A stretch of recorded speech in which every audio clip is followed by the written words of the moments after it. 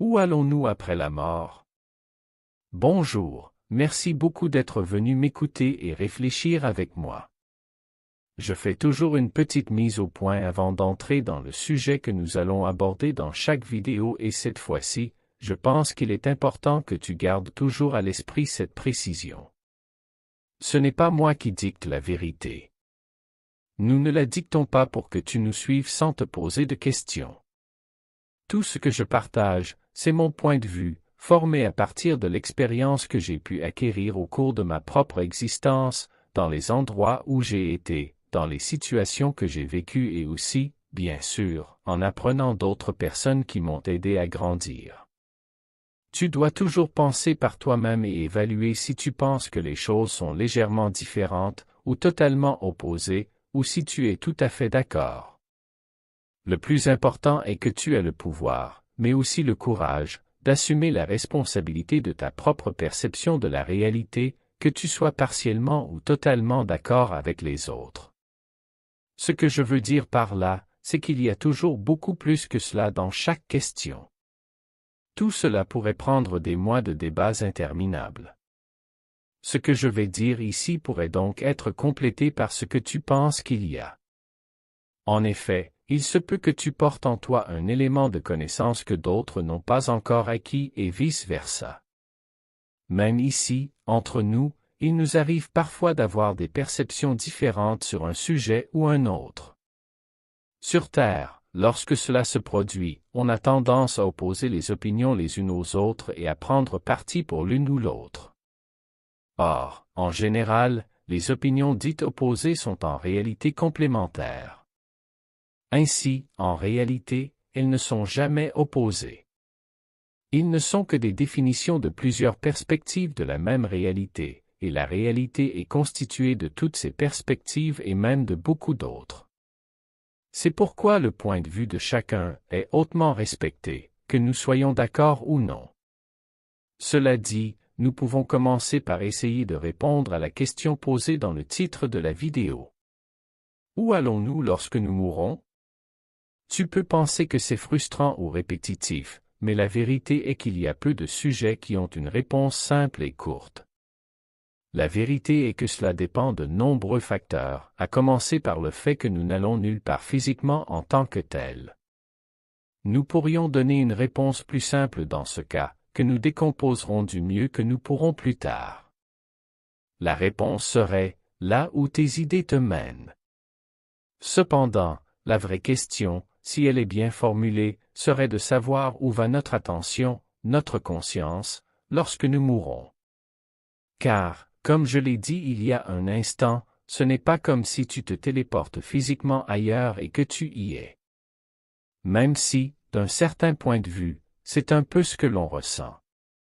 Tu es à un endroit et soudain tu peux te retrouver à un autre endroit, et réfléchir à la manière dont tu y es arrivé.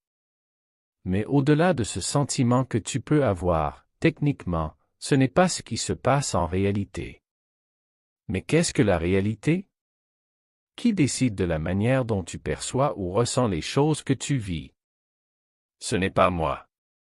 Le sujet d'aujourd'hui est également très difficile, parce qu'il comporte plusieurs niveaux de compréhension. En fin de compte, il faut partir du sommet, pour ainsi dire, et paradoxalement, c'est peut-être la façon la plus simple de répondre. Là où tes idées te mènent, telle serait la réponse. Mais si nous descendons de quelques niveaux, dans les règles du jeu et dans le contexte que tu t'es fixé, il y a beaucoup de variables. Par exemple, si tu viens directement de la source ou si tu es en immersion. Bien qu'en réalité, et en l'absence de temps, tu proviens toujours directement de la source. Tu peux toujours changer l'endroit où va ton attention, toi-même, à tout moment, c'est la raison principale pour laquelle personne ne peut te retenir nulle part pour toujours. À tel point que même ton retour dans ta capsule d'immersion n'est pas assuré à 100% une fois que tu es décédé. Si ton pouvoir d'attention est très fort envers la Terre, si tes idées t'ancrent à un endroit, tu peux rester à cet endroit. De cette manière, il peut arriver que la personne dans la capsule ne se réveille jamais, ou qu'elle se réveille, mais que son âme ou son point d'attention se soit à nouveau fragmenté, formant deux personnes distinctes qui s'influencent mutuellement, mais qui ne vivent pas exactement la même expérience. Comme on l'a déjà dit à maintes reprises, il n'existe pas de paradis ou d'enfer immuable et palpable qui soit toujours le même pour tout le monde. Selon la manière dont tu penses que cela fonctionne, c'est ainsi que tu le crées et que tu finis par le manifester. Je ne m'étendrai pas sur ce point, car mes compagnons l'ont déjà expliqué à plusieurs reprises, comme je l'ai dit. Mais tout comme tu peux toi-même manifester un enfer, un paradis ou autre, tu peux aussi manifester une vie après la mort. Une vie après la mort telle que tu la connais ou l'imagines. Ainsi, l'après-vie ou l'entre-deux-vie peut même être différente pour chaque personne ou point d'attention. Il peut même être similaire entre plusieurs personnes, parce qu'elles se sont mises d'accord.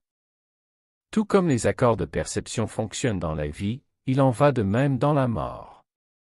Rappelle-toi toujours que tout est idée, contexte, pensée, croyance. C'est pourquoi je ne suis pas tout à fait d'accord avec le concept de venir de la source, ou d'avoir été à la source, ou de se sentir de la source.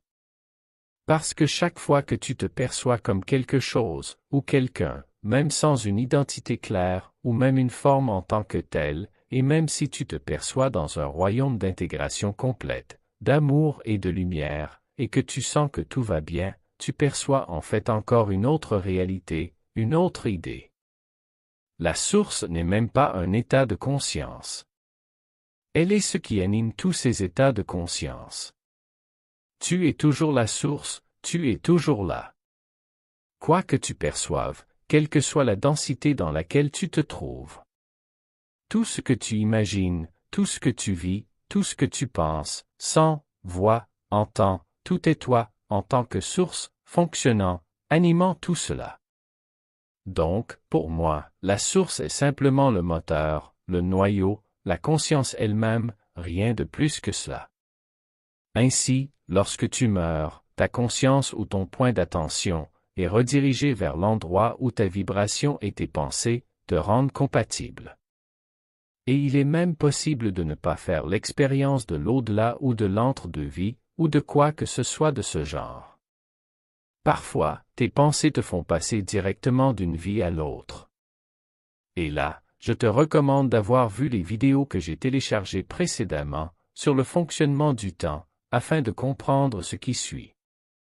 Ici, je ne parle pas seulement de la fameuse roue de Samsara, ni de la répétition constante de la même incarnation, jusqu'à ce que tu te libères du karma. Cela a déjà été discuté à plusieurs reprises et serait de toute façon un sujet pour une autre fois. Je parle d'être François et de s'incarner en Gabriel dès la mort de François, sans aucune étape intermédiaire. Tout à coup, tu vis en tant que Gabriel.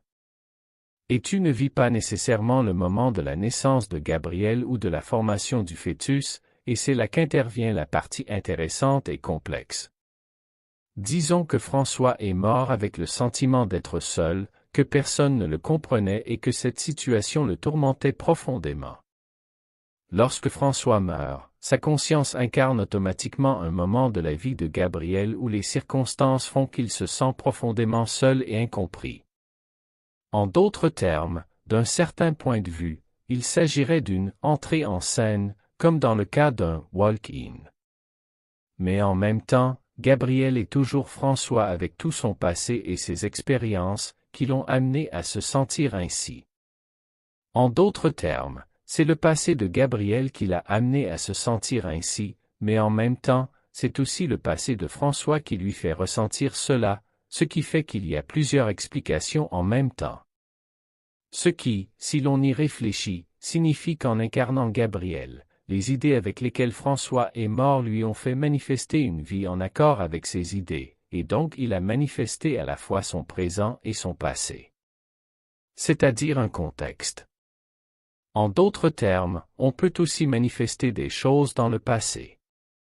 Cela explique aussi pourquoi il est insensé de quitter sa vie de son propre chef, par désespoir et tristesse ou toute autre émotion négative. Car dans la plupart des cas, tout ce que tu obtiens, c'est de redevenir François, et François, et François, et François, et François, jusqu'à ce que tu t'en remettes, ou alors tu deviendras instantanément Gabriel. Par conséquent, ta seule alternative, et la meilleure de toutes, sera toujours d'aller de l'avant, de te relever, de devenir fort, de respirer profondément, de te lever et d'apprendre. S'échapper en allant à la source n'est pas une option, tu es déjà la source.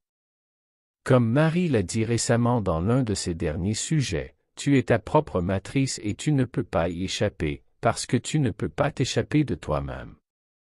Maintenant, tu peux prendre cette information comme une mauvaise nouvelle, surtout si tu penses que tu n'es pas capable de surmonter la situation qui t'accable, ou tu peux aussi arrêter de te dire ces choses, te lever et te sortir de là.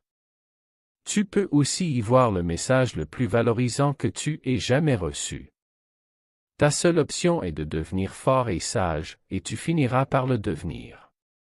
La première étape consiste à commencer à t'encourager et à prendre soin de toi comme tu le mérites, à vouloir t'améliorer et à être fermement déterminé à te sauver. Si cela peut t'aider, imagine qu'il y a en toi un enfant qui t'accompagne depuis longtemps, qui est toi. Ta mission est d'écouter et d'aider cet enfant.